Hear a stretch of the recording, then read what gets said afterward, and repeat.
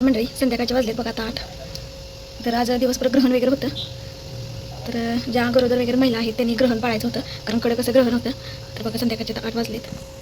तर मी इथं बनवत आहे बघा कांद्याची भाजी. तर आपले घरचेच कांदे वगैरे आहेत. तर आता मी मस्त अशी कांद्याची भाजी बनवत आहे. तर मग अशी जरा ओप्यातलं जे तण होतं ते काढायला लागले होते, आणि ते काढून झाल्यानंतर म्हटलं तर इथं खूप दिवस झाले खाऊन कांद्याची भाजी. तर आता कांदे काढायला लागले तर कोळी कोळी भाजी आपण घेऊया. तर मस्त अशी बघा, आणि आपल्या शेतातली असल्यामुळे तर मस्त अशी टेस्ट लागते. तोपर्यंत असं काहीतरी घडतं बघा. आणि आज ग्रहण होतं आणि कडक होतं ग्रहण, आणि असं काहीतरी घडलेलं ऐकायला कानावरती आलं. तर माझी आत्या आहे, तर तिला वैरण काढताना गोंधळ चावलं. तर तिला सांगली सगळ्या दवाखान्यात नेले. तेच पप्पा लागले होते सांगायला की मग अशी 4च्या दरम्यान बघा ती वैरण काढण्यासाठी गेलेली होती. म्हणजे दुसऱ्याच्या शेतातच गेली होती, बहुतेक 4 वाजता गेली ती, कसं काही मला कन्फर्म माहीत नाही, पण गेली होती. आणि तिथं वैरण काढत असताना बघा गोंधळ चावली तिला. त्यामुळे फोन आला नव्हता. तर आता जाऊन पण बघून आलं पाहिजे.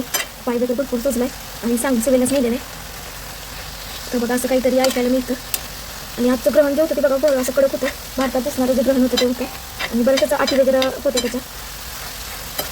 तर इथे मस्त अशी आपली बघा भाजी चालली करायची. तर मूग डाळ लसूण असं घातलेलं आहे भाजीमध्ये. आता वरून शेंगदाण्याचं जे कूट आहे ते घालणार आहे.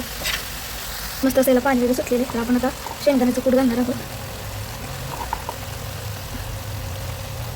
आणि अजून बेसन वगैरे करायचं राहिले, अजून बनवायचं बेसन. तर ते बनवून घेणार आहे. बटाट्याचा थोडासा रस्सा होता आणि दूध आणि असतो सोबत. मस्त अशी कांद्याची भाजी बनवली आपण, कारण ह्यांना पण खूप दिवस झालं कांद्याची भाजी खायची झाली, म्हणून मी 2 दिवसाच्या पाठीमागे कांद्याची भाजी केलेली होती. मग आज आणि म्हटलं बनवायची, आता थोड्या दिवसांनी कांदे काढले पाहिजे. तर अजून बेसन वगैरे थोडंसं मी बनवणारच आहे. भात वगैरे बाकीचं सगळं झालेलं आहे, चपाती वगैरे. पण कालवण जे होतं ते शिल्लक होतं, मग करू का नको असं वाटत होतं. पण आणि म्हटलं आता वगैरे खाणार नाही बटाट्याचं कालवण कांदा, त्यामुळे म्हटलं थोडंसं करायचं. तर इथे बघा दुपटे शिवायला आलेलं होतं. तर हे शिवून झालेलं आहे, फक्त गोट वगैरे मारायचं बाकी आहे राहिलेला. तर अजून एक दुपटे शिवायचं आहे आपल्याला आता. तर इथं बघा साड्या वगैरे अशा जोडून शिना ठेवल्या त्या. तर ह्या साड्या जोडून ठेवलेल्या, संध्याकाळी जी दुपटं आहे ते भरून वगैरे घ्यायचं आहे, म्हणजे उद्याच्याला शिवायला वगैरे येते. तर इथं दुपारी साड्या वगैरे हे करून ठेवल्या त्या, टिपा वगैरे मारून. संध्याकाळी भरून ठेवलं की सकाळचं जे काम आहे ते सोपं पडतं. तर असं भरपूर संध्याकाळी पण काम आहे. ते बघा मस्त अशी आपली कांद्याची भाजी ती तयार झाली बनवून. तर चपात्या बनवल्या होत्या, म्हटलं त्याच तव्यामध्ये फोडणी टाकायची भाजी. तर मस्त अशी आपली भाजी बघा तयार झाली. तर खूप छान वास सुटला. तर मलाही खायची इच्छा झाली, नाहून पण झाली, कारण ज्यात जो तो सीझन आहे त्या सीझनमध्ये खाल्लेलं चांगलं असतं म्हणतात. पालेभाज्या कुठल्याही असले त्या, आणि त्या आम्हाला खूप आवडतात. आणि आपल्या शेताचं म्हटल्यानंतर अगदी टेस्टी बिना औषधाचं असतं. तर मस्त अशी आपली बघा भाजी तयार झाली. तर आता आपण बनवणार आहोत बेसन.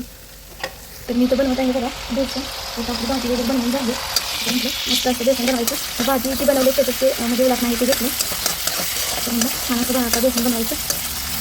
तर मस्त अशी बघा इथे चटणी टाकली, तेलामध्ये मिरची कांदा जिरं टाकलेलं आहे, थोडंसं हिंग टाकले चवीत तिथं. तर यामध्ये आपण थोडीशी हळद टाकून घेणार आहोत, आणि अगदी थोडंसं पिठलं आपण बनवणार आहोत बघा, कारण थोडंसं बटाट्याचं कालवण आहे ते आम्हाला होते. तर आवडना पिठलं होते. तर मस्त असं मी आता पिठलं बनवून घेते. माझं लक्षच लागून झालं कुठं ऐकल्यापासून मगापासून जी बातमी ऐकली, तर ते अचानक असं काहीतरी ऐकायला मिळालं ना, असं अचानक काहीतरी ऐकायला मिळालं की खूप असं टेन्शन येतं बघा. डोक्यात तेच विचार चालू होते कसं काही झालं असं म्हणून. तर बघा थोडंसं मी पाणी होते, कारण पीठ जे आहे ते मी भिजत घातलेलं आहे इथं वाटीमध्ये, कारण गुठळ्या वगैरे होऊ येत नाही.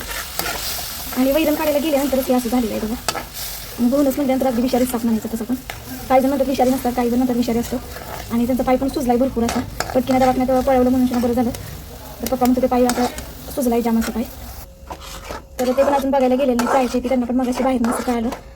तर आमची जी काकी आहे ती बघायला गेली, त्यामुळे आम्हाला पण बाहेरनंच असं समजलं पप्पांना पण. त्यामुळे त्यांनी मला इकडे सांगितलं आत्याला असं झालं म्हणून. तर बघा असं काहीतरी, आणि आजचा दिवस पण चांगला नव्हता तसा, असं काहीतरी घडलं.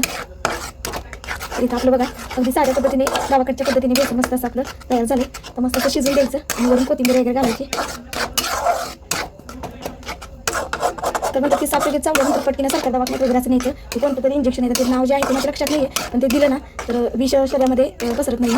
आणि जी चावलेली जी जागा असते ती पटकीनं बांधायची असते फक्त, आणि पटकीनं सरकार दवाखान्यात न्यायचं असतं. त्यांनी सांगली सगळ्याला नेले, लगेच कळालं.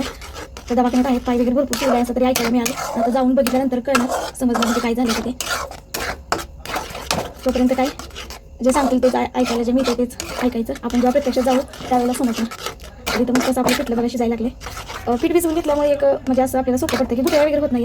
डायरेक्ट आपण जेव्हा पीठ घालतो त्यावेळेला गुठळ्या होतात, आणि असं जेव्हा पीठ भिजवून आपण जेव्हा गाठी वगैरे मोडून घेतो त्यावेळेला गुठळ्या वगैरे होत नाहीत, आणि खायला पण खूप टेस्टी लागतं पिठलं. तर आपलं मस्त असं पिठलं बघा तयार आहे. तर वरून आपण कोथिंबीर वगैरे घालणार आहोत यामध्ये. तर वरून मस्त अशी आपण बघा कोथिंबीर घातली. तर आपलं पिठलं आहे ते पण छान असं शिजलेलं आहे बघा. तर किती छान असं झालं बघा पिठलं. वास तर खूप छान असा सुटला आहे पिठल्याचा.